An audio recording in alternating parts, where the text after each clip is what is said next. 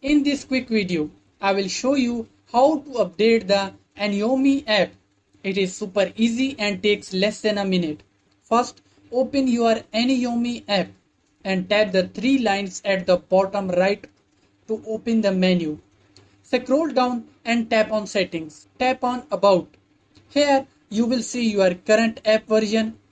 Right below it, there is an option that says Check for updates. Tap that. If a new version is available, it will appear immediately along with the link to download it. Click the link to download the APK file. Once the download is complete, tap the file to begin the installation. If your phone blocks the installation, simply allow install from unknown resources. Once installed, the Aniyomi app will be updated. That's it, your app is now up to date.